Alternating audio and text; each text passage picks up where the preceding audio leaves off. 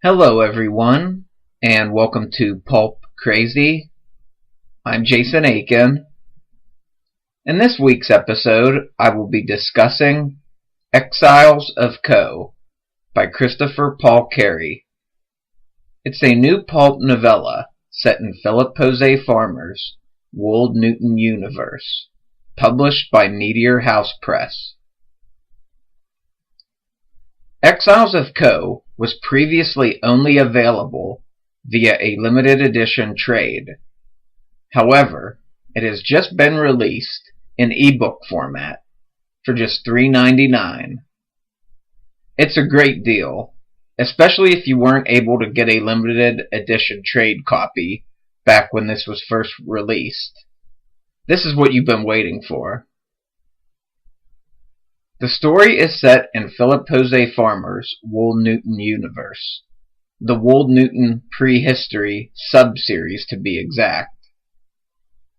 The tale stars the hero priestess, Lupoeth, and takes place chronologically after Philip Jose Farmer's Time's Last Gift, but before the Hayden of Ancient Opar series. Christopher Paul Carey, who co-wrote Quasin and the Bear God and the Song of Quasin with Philip Jose Farmer, is an expert on the lost civilization of Kho. He uses his knowledge to chronicle Lupoeth's quest through the ancient African jungle. The Empire of Kho is what the Atlantean myth is based on in the Wold series. The island capital is located in an inland sea in ancient Africa. In the present day, the Sahara Desert is located where the inland sea used to be. I'll put a link in the show notes to the Kho page on pjfarmer.com. The page gives a great overview of the Kho series, which includes an introduction, Kho maps, glossaries, and a timeline. The Kho series reads great on its own, but the series also has ties to the works of both Edgar Rice Burroughs and H. Rider Haggard, which should be enjoyable to pulp fans. It should also be noted that the Kho series is sometimes referred to as the Ancient Opar series, as the first two books, Hayden of Ancient Opar and Flight to Opar, starred a protagonist from that city. The third book in the series, The Song of Quasin, starred Quasin rather than Hadon. Pulp fans will get a lot of enjoyment out of this adventure story. As a standalone adventure tale, it's very fulfilling. Fans of both Philip Jose Farmer and Edgar Rice Burroughs will enjoy it as well. Farmer fans will appreciate seeing Kho in its earlier days, as well as connections to Farmer's Tarzan novel, The Dark Heart of Time, and his reworking of author J.H. Rosny's Iron Castle. Burroughs fans will especially appreciate the connections in this story to Tarzan's city of Opar, as well as a certain gray-eyed archer god named Sahhindar, who appears in a supporting role throughout this story. Now, while Sahhindar does play a big part, the story is well served with Lupoeth as the main protagonist. It feels natural to experience the adventure from her perspective. It is from her point of view that we experience her quest to the southern shores of the inland sea, where we witness a monumental event in not only the Kho series, but the Tarzan series as well. Adding to the story is artwork by Mike Hoffman, who painted a gorgeous cover and added black and white interior illustrations.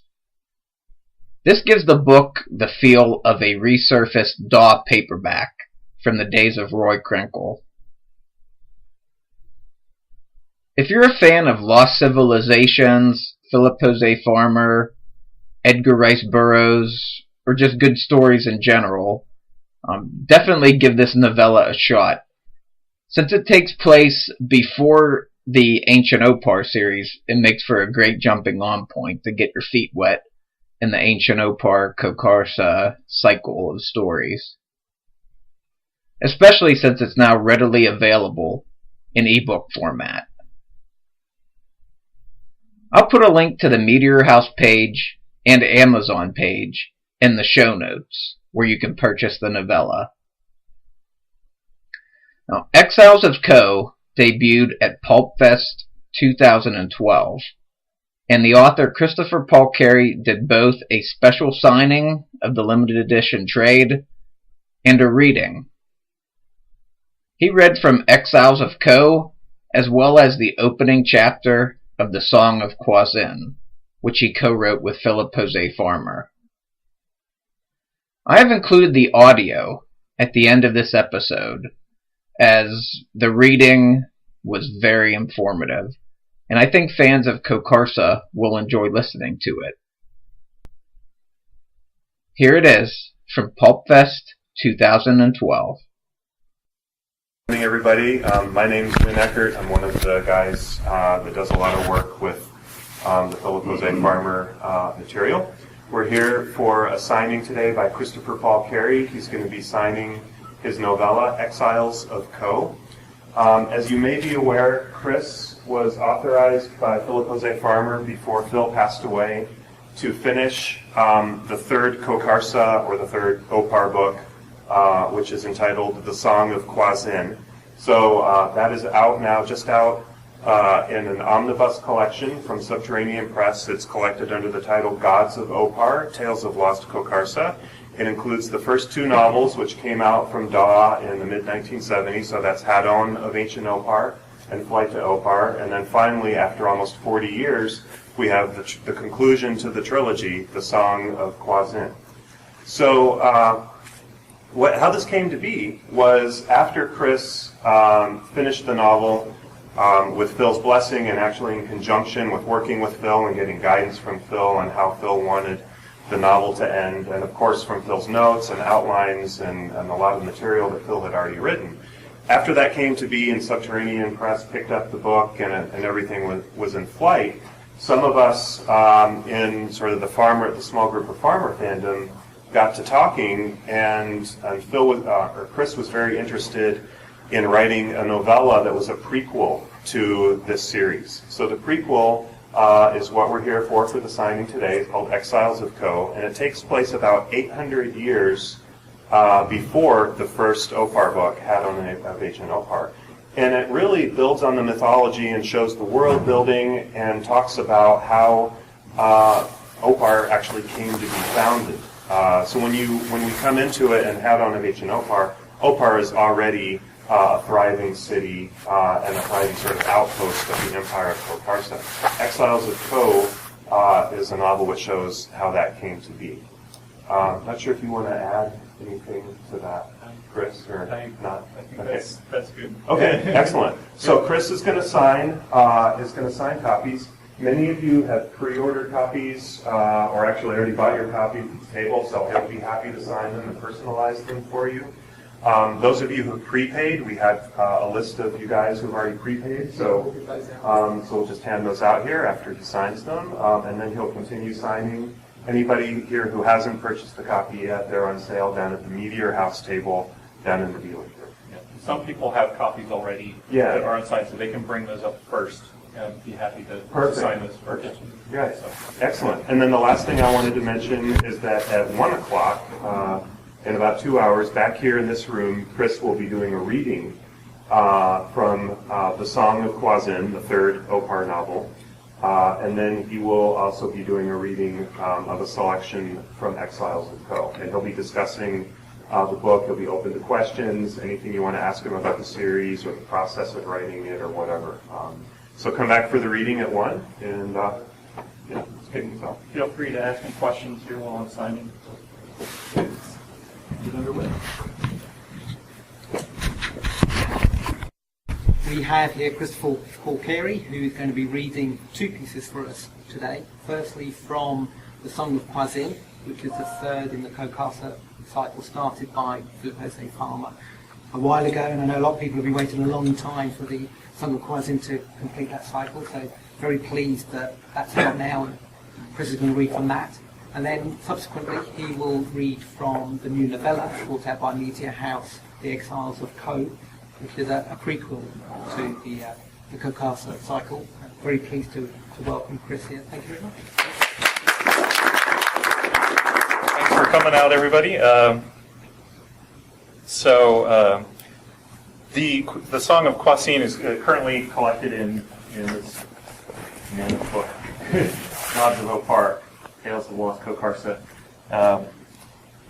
It contains all three novels of the Kokharsa trilogy, the ancient Opar trilogy, if you will. It's set 12,000 years ago at the end of the last ice age, when Africa was much different than it is now. There were two inland seas, and around the shores of these seas an empire developed at this time period, and that's what where this trilogy is set. The first book is Hadon of Ancient Opar. It's about the hero Hadon, who comes from the city of Opar. Opar, of course, derives from Edgar Rice Burroughs' Tarzan novels. Opar is a lost city that Tarzan runs across. But this is the prehistory of Opar, back when it was just one of many cities from a much larger civilization called Kokharsa. So Hadon sets out in the first book, just to set up what I'm going to read here, to compete in something called the Great Games, and he's competing against a lot of other candidates from across the empire to become the king of Kokharsa. Whoever is the winner marries the queen and becomes the king of the empire. At this time, there's two political forces in the empire. There's the priestesses of the mother goddess Kho, and then there's the priests of Rezu, who is the sun god, what Burroughs would have called the flaming god. So you have those two competing forces. So when Hadon sets out to win these games, he thinks he's going to be crowned king, but he finds out that the current king wants to hold on to his power. He wants to hold on to the throne. So Hadon is sent off on a quest kind of to get him out of the way. There's a prediction by the oracle. It's interpreted that he should go off on this quest. He has to bring back from the wildlands a group of people who are under the protection of a character named Sahhindar, who's a very interesting character. He's known to the Kokharsans as the gray-eyed god, the gray-eyed archer god. And readers of Philip Z. Farmer's Time's Last Gift may pick up that Sahhindar, and Phil made this explicit, Sahhindar is really the character John Gerbertson from the novel Time's Last Gift, in which a certain jungle lord, John Gerbertson, travels back in time. And actually, you don't see this in Time's Last Gift, but he stays back in time. Sorry if I'm spoiling that novel for you. And helps found the Kokharsan civilization. So it's very intriguing if you know this backstory when you're reading the Kokharsa books and you run into this character, Sahhindar. So Hadon is sent off to get him out of the way to bring back these people from who are under the protection of Sahhindar. So he goes out. While he's out there, he runs into his giant, kind of Conan-like, Hercules-like cousin named Kwazin. And he's kind of an anti-hero, very much so, I would say. And he comes back with Hadon. And when they come back, they find that the king has overthrown the priestesses, the power of the priestesses, and the matriarchy has been overthrown in favor of the priests and the sun god Rezu. So the last time we see Kwazin, Hadon and Kwazin and their companions are trying to escape the capital. They've just escaped the dungeons.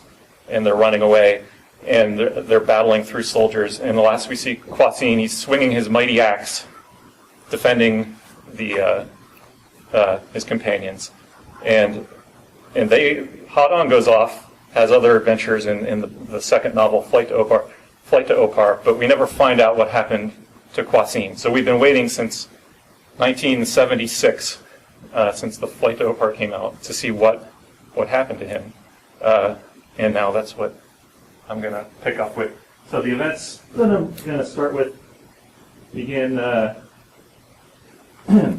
basically very shortly after we've last seen him. He's trying to escape the city, and he's just been confronted by a bunch of King Meanruth. He's the evil tyrant king, a bunch of his soldiers. So the beginning of this was written by Phil, and then eventually it transitions into what I picked up. So Phil wrote the beginning of this. The strongest man in the world came puffing over the top of the hill and met a god. The being whom you saw leaning against an oak tree never claimed to be a god, nor did Kwasin know that he was one when he first saw him. Later, he thought that a third person, an observer objective, because he'd never before seen either of them, might have guessed that it was Kwasin, not the other, who had the strongest claim to divinity. There was Kwasin, 7 feet tall and muscled like a bull, like an elephant, like a gorilla, like the long-dead heroes of old. A dragon of a man, his bones thick, and with mighty muscles attached. Like no other man living, and like few men of past ages. He had a thick growth of curly black hair, and a long curly black beard, which did not hide the extreme handsomeness of his face. Sweat made his body shine, that body which was the envy of men and the desire of women. He wore only a lion-skin kilt, and he carried only a huge axe. It was one which no ordinary man could wield, and few extraordinary. The man leaning against the oak was fully a head shorter than Kwasin. Though well-muscled and thick-boned, the stranger was built more after the fashion of Kwasin's cousin, Hadon, with corded thews, narrow hips, and long arms and legs. Like Hadon, the man might be quite an athlete, but he would make no match for Kwasin, who outweighed him by 100 pounds of bone and muscle. Despite death being close at his heels, Kwasin stopped in his tracks and regarded the stranger. The man's arms were folded across his chest, and his ruggedly handsome face, beardless in opposition to the tradition imposed by King Meanruth's followers, was smirking. Almost, it seemed to Kwasin, as if the fellow had been waiting for him. By Wingkoth's ass! Kwasin cast a cautious look down the valley behind him. He had no time for delay. A group of Meanruth's soldiers followed right behind him. They had spotted him 3 miles back as he crossed a stream and dashed across a field for a thickly wooded forest. Normally, Kwasin's great stride would have allowed him to easily outpace his pursuers. But he was winded from his swim across the Gulf of Gahete, not to mention his escape from Meanruth's prison and his battle on the water as Hadon and his companions fled. If Kwasin had been arrested, he might not have run to begin with, but rather turned and charged, his great axe of victory swinging. He had seen 12 men in his adventures in the wildlands. He had faced many more single-handedly and lived to brag about it. But these men were not ill-equipped primitives. They were armed with slings and accompanied by 3 war dogs. He had hoped to elude them in the forested hills outside the city of Kokarsa. But so far he had been unable to find a tributary of the stream he had passed, and thus get the dogs off his scent. He could hear their barking coming from over the next hill. "That axe of yours, where did you get it?" Kwasin looked at the stranger, who still lolled casually against the tree. Something about the man woke bees in Kwasin's stomach. Moments later, he understood why he felt this way. "I'd like nothing more than to discuss the virtues of this most faithful of women," Kwasin said, panting. And he swung his axe in a mighty arc, sure to give any mortal enemy pause. But the hounds are at bay, and if you don't get out of my way, my loving bride may turn fickle and leap out of my hands at you. The stranger seemed unfazed by Kwasin's bravado. He no longer even looked at Kwasin, but now seemed intent on studying an insect crawling up a large grass stem at his feet. Kwasin started up the hill toward the stranger, but when the man spoke again, surprise froze him. If I find that harm has come to Lalila, her child, or the manling Pog, the stranger said, I will hunt you down, kill you. Then the man threw back his head, and, shaking a black mane of hair, sniffed the air like a lion scenting its prey. Though the wind tells me you may already be doomed, he added, his keen eyes again returning to Kwasin. How do you... Then the cloud of befuddlement cleared as if Rezu, the flaming god, shone forth his brilliant glory inside Kwasin's skull. So this, then, must be the man said by many to be Sahhindar, the grey-eyed archer god, the son of Kho in the flesh. Or so the scribe Hinoki had claimed when he told the story of how his expedition had encountered Kho's exiled son in the hinterlands, beyond the empire. Sahhindar, protector of the golden-haired, violet-eyed beauty Lalila, the moon of change, and her daughter Abeth, and the dwarf Paga, who had given Kwasin his mighty axe, and whose name the god pronounced strangely. If not for them, Kwasin would never have ended his exile and returned to Kokarsa, at least not yet.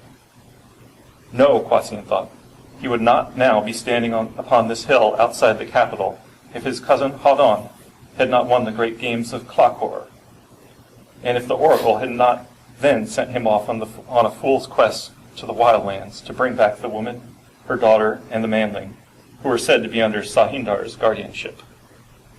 But the oracle of Kokarsa had decreed that only upon accomplishing this task would Hadon be granted the king's crown that should have been his right as a victor of the great games. It was during his fated expedition to the wildlands that Hadon had run into Kwasin, serving out the sentence of exile that had been imposed upon him for ravishing a priestess of Kho. Kwasin had counted himself blessed by the goddess, and sworn an oath to obey his cousin until he got back to civilization, hoping that Hadon, with his expedition's goal achieved, would then assume the throne and pardon his exile. That had not happened. Instead, the journeyers returned from their adventures to find that King Minruth and his priests had revolted and overthrown the natural ascendancy of the goddess and the rule of her priestesses. War and chaos reigned in Kokarsa.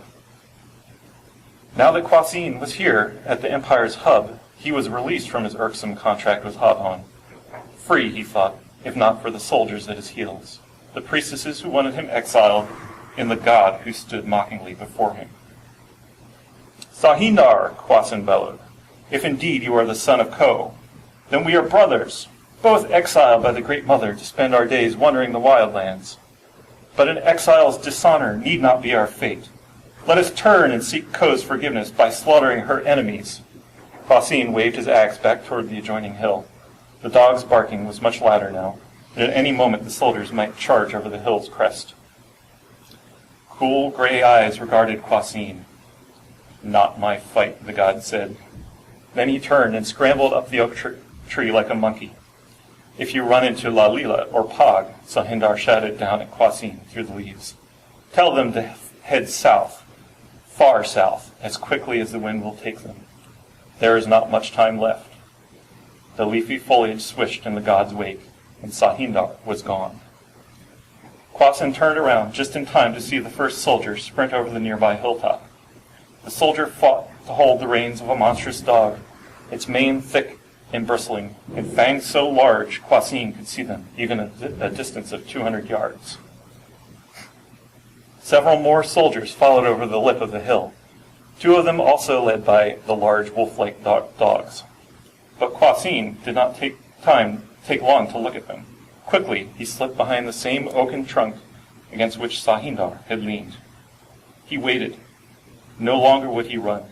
He was not like his cousin Hadon, who had turned and fled as he, Kwasin, leaped into the nearest boat of Minruth's soldiers and stood alone against those who would have killed Hadon and his friends. No, Kwasin had stayed behind then, like any red-blooded man would have, to give the beauteous Lalila a chance at survival. As he had done then, Kwasin promised himself that one day, if the woman lived, he would look into those violet eyes again, and that in them he would see Lalila's burning desire for him. He grinned at the thought. Then he corded the leather thong of his axe around his wrist and hand and stepped from behind the tree and charged. Down the hill he went, roaring like a mad lion, his mighty axe swinging above his head. 3 war dogs at the front of the group of soldiers strained at their handlers' reins. The men and the dogs had already passed the bottom of the adjoining hill and were halfway up the hill down which Kwasin madly ran, too close now to use their sling stones effectively. The plumed iron helmet of a captain of the 6th Army of Kho appeared behind the dogs. The handlers, amid much snapping of their charges, managed to steer the dogs off to the sides. The officer raced forward. Though Kwasin could not hear the man's words over the dog's hellacious barking, he could see the officer cursing at the handlers as he passed them and moved into the lead. The man pulled a square-ended iron sword from its scabbard, and he pumped furiously with his legs. A Numa Tenu. Though Kwasin did not belong to the order of the Tenu.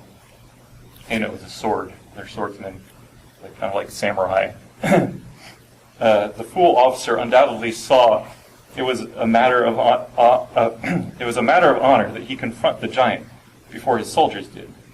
To kill Kwasin, exiled ravisher of Kho's priestess, would certainly bring the fellow much fame. The man was so sure of himself, he did not even carry a round wooden shield like his fellows. Now the war dogs and handlers broke even farther to his left and right. No doubt they meant to outflank Kwasin, while the officer took him on. Kwasin had just enough time to take this in. Then they were upon him, or he upon them. Kwasin's axe crashed against the officer's swinging blade, ripped it from the man's grasp. The man did not even have time to look surprised before Kwasin, bellowing with laughter, kicked him in the face with the thickly calloused sole of his bare foot. Blood spurted from the man's crushed nose and teeth, and he fell backward down the hill. They did not make Numa Tenu like they used to. Kwasin whirled, expecting the dogs to be upon him.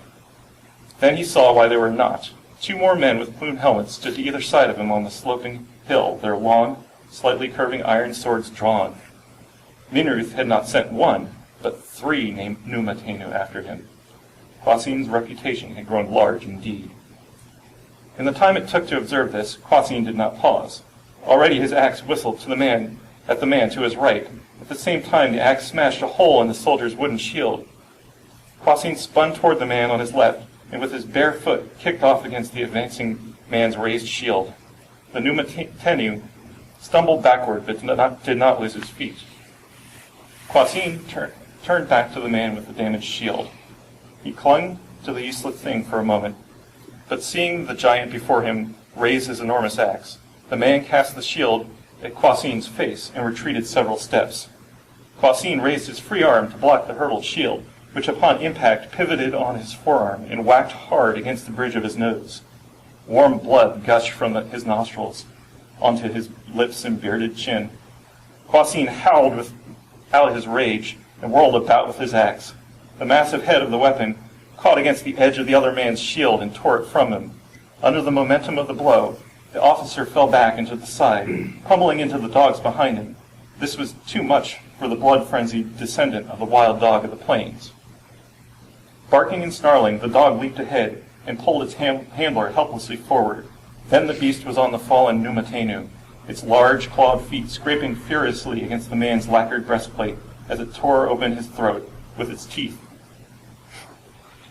Even over the yelping and growling of the dogs, Kwasin heard the heavy footsteps coming from behind. Knowing he did not have time to again raise and swing his heavy axe, he jumped forward, landing on his stomach, close to, but not touching, the dog that had just de-throated the other Numa Tenu. Then he rolled to one side and hurled himself downhill through the gap between the 2 surrounding soldiers. By the time he got back to his feet, he was grinning. The Numa Tenu who had charged him had come too near the ravenous war dog, which, infuriated because it had not caught Kwasin before he rolled away, had locked its monstrous jaws upon the soldier's leather-kilted upper thigh. The man was down on both knees. Then, a moment later, face down, dead. Kwasin's delight evaporated quickly. Now situated downslope from the soldiers, he faced a severe disadvantage. In addition to the fact that the high ground now made it much easier for his opponents to attack him, the soldiers could unleash their slingstones on him, and though pleased to have eliminated 3 Numatenu so easily, he had hoped to take down at least 5 or 6 men and one of the dogs while he still held the high ground. No, he had not incapacitated all of the Numatenu. The first man he had engaged in his charge down the hill was up again, shouting orders at his men. Blood spewed from the gap in the man's front teeth, but he did not seem to notice. Perhaps here was a real Numatenu after all.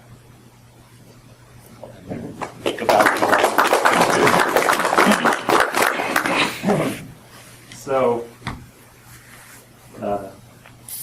I'll move on and do a short reading from Exiles of Kho, and then if anybody has any questions, I'd be happy to answer them.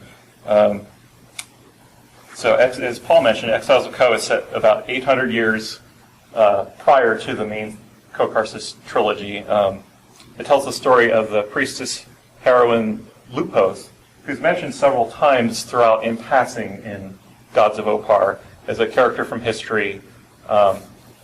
She's actually the priestess who goes down and explores the southern sea and finds the area that will one day become the city of Opar.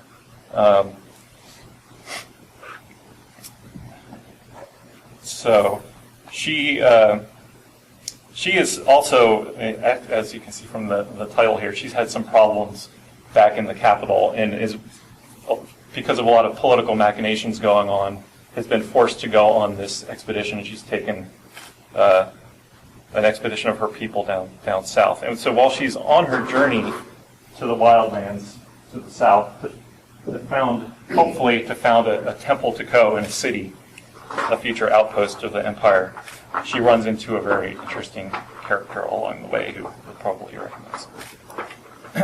So I'll skip the prologue here and read from the first chapter. The beast from the edge of the world crept stealthily behind her. Lupoeth could not say how she knew this. Neither smell nor sight nor sound alerted her to the fact, yet her flesh crawled as if the monster's large, snake-like head hovered just behind her, its thin, forked tongue poised to flick out and taste the back of her neck. Some 200 yards behind, a fallen branch cracked, the first tangible validation of Lupoeth's intuition. Not that she had needed any proof.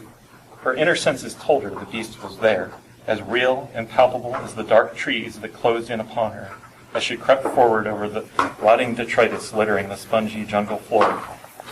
She shivered, but did not turn to look back.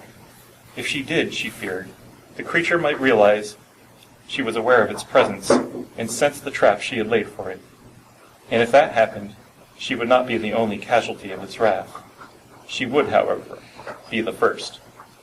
Lupoeth strained her senses, but could detect nothing of her companions. She breathed an inner prayer of thanks to Kho, the great goddess. Tightening her grip on the hilt of her prized iron longsword, Nathon, the white fire, she prayed also to Bukla, goddess of the sword, though if her plan succeeded, she would have no need to bloody her blade. Suddenly she stopped, her stomach turning with sickness.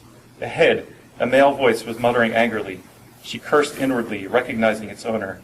Maithkuth, the ill-tempered priest who had become the bane of her every move, thought, and action since she had set out with her expedition from the island of Kho.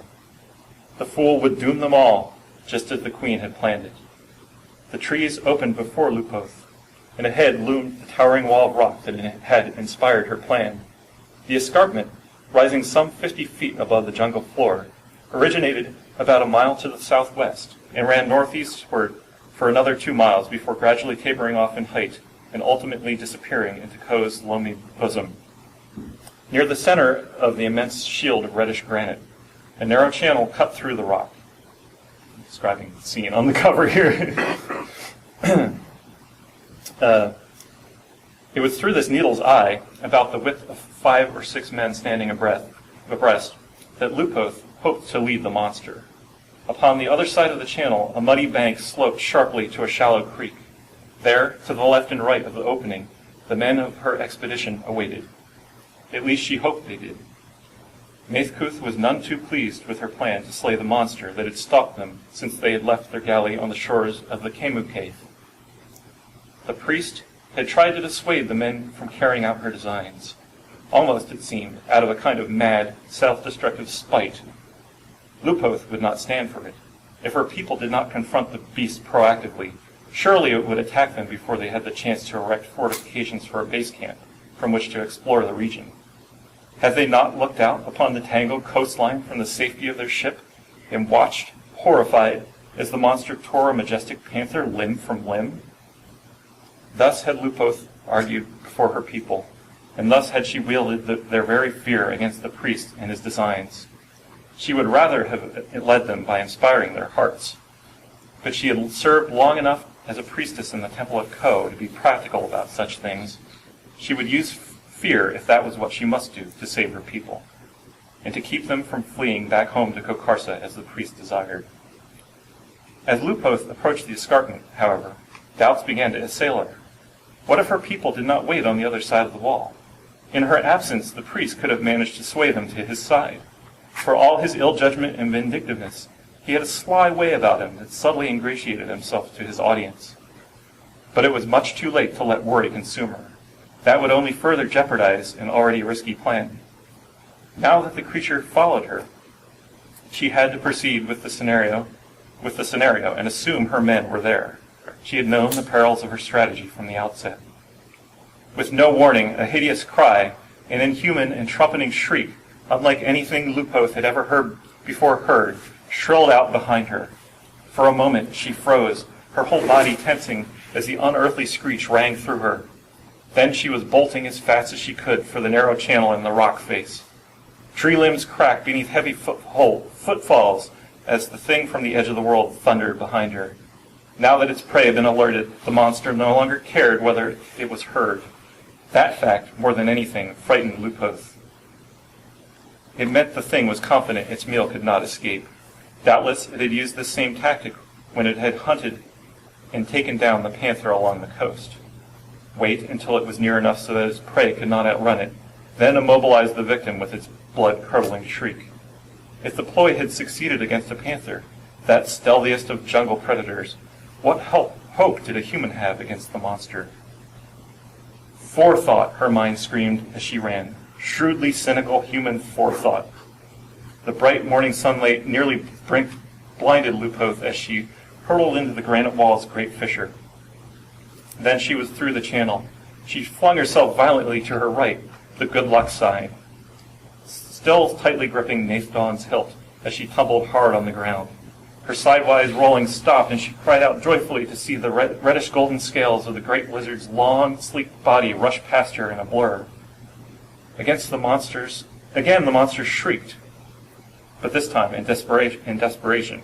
Its serpentine head reared back on a thin but still powerfully muscled neck, its taloned feet scrabbling frantically on slick mud as it fought to stop its slide down the sheer gradient beyond the escarpment. But the momentum of the large, heavy animal was too much. The thing stopped sliding only when it reached the stony creek bed, where it thrashed in the cold water, screeching in wild fury at the unexpected turn of events. Towos, a brave youth of 18 years, who Lupoeth suspected was in love with her, was running unaccompanied toward the flailing beast, a thick bundle in the crook of an arm. Where were the others tasked to help him with the net? By the time Lupoeth could get to her feet, Towos had unfurled the net and was flinging it up with great skill over the head and neck of the dragon. Lupoeth felt a swell of admiration and hope at the deftness of Towos' actions, but the feeling did not last long. Without the others to help him drag down the net, the heroic youth, no matter the proficiency of his attack, could not succeed in keeping the monster at bay. Before Lupoeth could get to Towos' side, the dragon reared up its head beneath the netting, and, with the ivory horn that jutted from between its unblinking snake-like eyes, savagely gored the youth in his side. The blow from the horn hurled the youth up the slope, where he landed hard, almost at Lupoeth's feet. Towos groaned. Though his prostrate form was unmoving, he still lived, at least for now. With a single flick of its powerful undulating neck, the beast cast off the net that had swathed it. Its snake-like head jerked to face Towos and Lupoeth. Her sword raised, Lupoeth backed up the incline toward the base of the escarpment. She would lure the beast away from Towos, for all the good it would do them both. Naththon, a mighty blade unlike any other, seemed pitifully inadequate against the frightful dragon of the southern sea. Yet she would swing it one last time, with all the pent-up fury of her wretched life, just before that life was snuffed out forever. Perhaps she and Towos were destined to be together after all, though she knew from the sacred liturgy of the priestesses that such love was doomed to be a hollow thing when consummated in the dark underworld of dread Sahhindar. Lupoeth squinted into the blinding whiteness as the monster hissed and slowly drew itself up on its low, crooked legs. Suddenly, she felt rough stone touch her bare back. She had reached the doorway in the rock shield and was now pressed up against the southwestern side of the fissure. As good a place as any to make a last stand, she thought. She raised Naththon into the glaring white sun and waited for death. The monster, having crawled slowly up the muck of the slope, stopped directly before her, its great fangs dripping, whether with saliva or venom she knew not. A dull light dappled the creature's face, sunlight glinting from the shoulder of Naththon's shining blade. The creature's snake-like head poised above her, a forked tongue flicking from between terrible white fangs. And yet the monster did not strike its helpless prey, as it easily could have. Instead, that awful head just hung there before her, bobbing with the sickening, bone-shivering undulations of its serpentine neck. Lupoeth could come to only one conclusion, though she thought to fathom its deeper implications. Naththon held the creature spellbound in the blinding reflection of Rezu's white-hot glare. She, a priestess of Kho, who had been raised since birth to be at odds with the sun god and his priesthood, was now the recipient of great Rezu's favor. She would have continued the odd train of thought had not a tall, bronze-skinned, black-haired apparition appeared suddenly at her side. The man, a stranger, reached out a well-muscled arm and held his hand limply beneath the jaws of the great lizard. Lupoeth gasped. With a quick but graceful motion that displayed no sense of threat, the creature lowered its head to the man's hand and nuzzled it in an unmistakable gesture of submission, if not outright affection. She gasped again, this time with the jolt of recognition. The man ignored her and stood on the tips of his toes to run a palm along the scales of the dragon's foreneck. Then a series of low, guttural exhalations issued from the man. Lupoeth shivered upon hearing the inhuman sounds that would have been more natural coming from the mouth of a Nukar, one of the hairy half-men of the woods. Suddenly the monster flung its head around in the direction of Towos' sprawled form, shrieked deafeningly, and trotted off with surprising swiftness and grace back through the arch in the rock wall. Lupoeth stood there watching until the dark trees at last swallowed the beast and its heavy footsteps grew faint. She turned to regard the stranger, the memory of the godlike being she had seen 2 years ago on forbidding Kowat coursing through her. Sahhindar, the gray-eyed god. Though the man did not carry a bow or wear a quiver as the archer god was reputed to do, no other explanation could provide a satisfying answer to what she had just witnessed. And then there was his knife, the guard above the blade's leather sheath, forged out of such brilliantly shining white metal it might have come out of the legends of Renamama himself. A little tremor ran through her, which she tried to convince herself was due to the encounter with the monster, not the figure before her.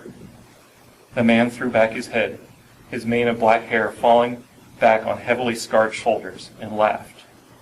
"If you wish to think of me as a god," he said, "that is your business. But I have been called Sahhindar before, though not for many years. I am pleased your people have remembered me. That's rolling.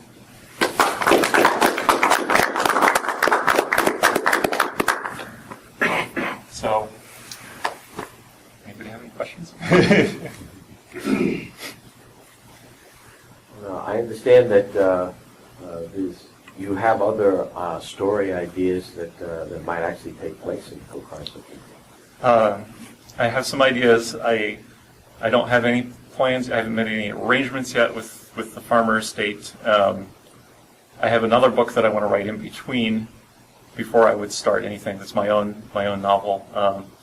So, yeah, there are some notes left over by Phil that talk about what would happen in a fourth book, and actually information about what would happen even beyond that in the series. The Gods of Opar itself is a self-contained trilogy. I mean, it starts out with the heroic journey, the very Joseph Campbell type hero's journey, and goes all the way through the end to a very definite conclusion. So I don't want to have anybody mistaken. If you get that's the Kho Karsa trilogy, and always will be. If anything came further, it would be kind of like the next part of the cycle, like a second cycle. Yeah. So it's very exciting stuff that Phil has in his notes. He's left a few clues and a few interviews that you can find online, but there's stuff in his notes that's not been publicly released yet, and that's what I'd like to work with if the stars align. Will there be an immediate sequel, like day one or year one of Time Flat Skip? You see how Bruceson would become Sahhindar within the tribe and so forth. He decided there's Win Eckert here, Win Scott Eckert, has written a story that's in the new Worlds of Philip as a Farmer 3, Portraits of a Trickster, which we have on sale at the Meteor House table in the dealer's room, which ties into some early Sahhindar. It's actually set a couple of years before this story, so you get a little bit of the prehistoric, Sahhindar before the main series. Of course, he's already at that point established the culture, so I don't know of any plans, but anything's possible. The Farmer Estate is licensing new fiction in the Worlds of Philip as a Farmer 3, Worlds of Philip as a Farmer anthology series. So certainly something like that could come up, and that would be an intriguing idea to pursue. So I hope to someday do another story for. I have two short pieces in the Worlds of Philip as a Farmer 1 and 2. The first one's my own story. And the second one is actually co-authored with Phil because it was based on his notes. And it's called Kwasin and the Bear God. And it actually takes place between chapter 1 and 2 of the Song of Kwasin. So I've talked to some fans who've read it and read both of them, and they seem to think it enriches the experience. I really like that piece. It's one of my favorite things that I've written. And it's got Phil's wild story in it about Kwasin and the Bear God. It's very intriguing. Does have any questions? I know you included some extras in the Gods of Opar that were not available in the other story. Could you tell folks about that? Yeah, the limited edition, which is really hard to come by now, of Gods of Opar, it's sold out from the publisher already. You might find some copies from some other dealers, third-party dealers or whatever. It was actually a month before Phil passed away. A bunch of us had gathered, Win and Paul, and a bunch of us had gathered for Phil's birthday in January 2009, right? And we were wrapping up the weekend, and Paul and I were the only ones left. We were about to leave in a few hours, I think, and Betty allowed us to go down and look through the files, look for anything that might be publication worthy. And while I was there, and we've been through these files many, many, many, many times, and we call it affectionately the magic filing cabinet because no matter how many times we've been through it, something always pops up that we've never seen before, mysteriously. And so I was very shocked. I mean, I had been through this same filing cabinet before and somehow missed it. But there was a folder labeled Kho Carson Lore, and it just blew me away because it contained a lot of valuable stuff in it. It contained an essay, an article that was meant to be a supplement, one of the addendums to one of the future volumes in the series called The Language of Kho Karsa. And it's a very detailed linguistic article about how the language is spoken and grammatically formed. And it's based on a syllabary. I didn't have access to the full syllabary when I wrote my first draft of the Song of Kwasin. So when I found that, I realized that, I had broken several of the linguistic rules of the Kho Karsan language when I had to fill in. There were certain filler names that either Phil put, temporary name, check the syllabary, which I only had partial access to at the time I wrote it, or characters he didn't name or that I had to place in the book, or just like location names and things like that. So some of those didn't line up with what I had written, what I had created didn't line up with the rules of the language. So I had to go back and I had to revise all the names in the language to make sure they matched the syllabary. And that was great because it just made it all that much more Philip is a farmer, to get the names and linguistics right. And it made the names sound so much more authentically Kho Karsan. He did a ton of world building for this series, like Tolkien-esque stuff. So there's also an article in there called "The Plants of Kho Karsa," where he just goes into a lot of the plants that were introduced by Sahhindar to the culture that helped bring their culture, rise it up to the civilization that it became. So there's that in there. There's the full outline to the Song of Kwasin, so you can see exactly what I was working with when I wrote the manuscript, when I completed the manuscript. And also I should mention that the Dragon of the Southern Sea. This comes from there's a reference in Hadon of Ancient Opar that there are these creatures living along the Southern Sea. It's meant to be the same creature that's on the Gate of Ishtar, the archaeological site. They found this strange-looking mythological beast that's got a single horn, and it basically looks like that. The artist Mike Hoffman did a fantastic job of illustrating that. The guy by the name of Willie Lay, whom we were talking about earlier, he was a physicist, I believe. He also wrote science fiction. He did a ton of stuff. I found out much later that he was the guest of honor at the WorldCon where Phil Farmer won his first Hugo Award, which may be where he connected with his writings, I'm not sure. But he wrote about this Sarush. It was called the Babylonian Sarush. And Phil incorporated that from Willie Lay's book, Exotic Zoology, right? Yeah. And also, I should mention that Willie Lay was the one who had a chapter in one of his books.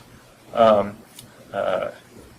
called Engineer's Dreams, I believe, where a chapter that talked about an engineering project to create these African inland seas in the modern day, based on the fact that there were actual inland seas in prehistoric times. So Phil didn't get the idea from there, but two Burroughs fans did. John Harwood and Frank Breckel wrote a fantastic monograph called Heritage of the Flaming God, which explored all the lost cities from the Tarzan books and posited that there was a motherland civilization. And this is the idea that Phil ran with in this series. The idea that Opar was just one small, tiny city. And so Phil filled out that civilization and created fantastic world building based on ideas. He was in correspondence actually with Frank Reckel and John Harwood. It's interesting correspondence. And when we published Farmer File, we published one of the letters, an exchange between them. This is fascinating to read that stuff. Was there a connection between Carcosa and this and Robert Chambers? Carcosa. Carcosa is actually invented by Ambrose Bierce. Okay. In the story, an inhabitant of Carcosa. And Phil is on record. Actually, a letter when Heritage of the Flaming God, it was supposed to be published back in the 1970s in the Burroughs Bulletin. We've got the editor of the current Burroughs Bulletin back here. But Vern Coriel never got around to it for whatever reason. It never got published. It was quite a long monograph. It might have had something to do with it. And so it went unprinted. So Phil's books came out, credited this article with being part of the inspiration, saying that it was in a specific issue that it was supposed to be in. That never materialized. So I put a footnote in here in the new edition explaining that it was reprinted in 1999 by a guy named Alan Hansen. So you can get that now. If you just Google Heritage of the Flaming God, it'll pull up this site. It has a strange address like Elvis something, because he also sells a big coffee table book on Elvis. So, but you can buy that directly from him. It's a highly recommended book. Alan Hansen said it cost so little to print 1,000 copies compared to 100. He had 1,000 copies. So okay, yeah, he's got a lot. It's fantastic, really. And to address your question, Ambrose Bierce wrote a story called An Inhabitant of Carcosa. It's a very eerie... Carcosa. Easy to switch. Yeah. And it's a very eerie ghost kind of story about... it's told from the point of view of a medium named Bayrolls, who kind of channels the spirit that tells him about this lost city called Carcosa. And it's a very short story. You can find it online, I think, for free now. It's in the public domain. And so what Phil said was that over time, or maybe through the mix-up of the medium, who's not getting the exact direct psychic channel or whatever, inverted the syllables so that it's really Carcosa, but Bierce got it as Carcosa. So, but that goes against... A lot of Lovecraftians have taken on Carcosa and written about it, but that's a different thing. That's not the same one that Phil was working on. So he was going right back to the source. And it's interesting because there are these kind of monolithic gravestones in that city that this character dreams about, and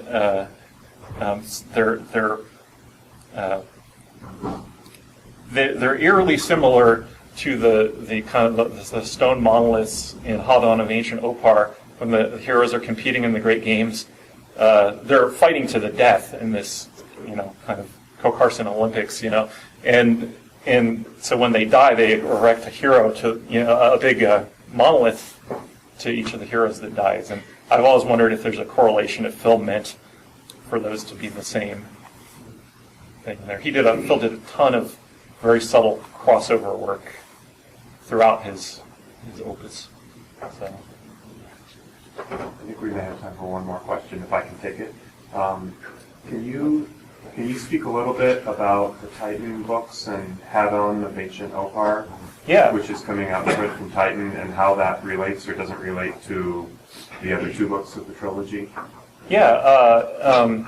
So Time's Last Gift, first of all, is back in print from Titan Books. I wrote the afterword to it. Wynn and a guy named Wold Newton scholar named Dennis E. Power wrote a fantastic chronology relating to the character Gerbardson, a.k.a. Sahhindar, a.k.a. a certain jungle lord. So that's out now. So you can. It's perfect timing. They came out the same month, the reprint of that, and then Gods of Opar. And so, but Titan book Gods of Opar is nearing sellout right now. Publisher has fewer than 50 copies on hand. There's maybe 100 or so in circulation among distributors and things like that, but it's almost gone.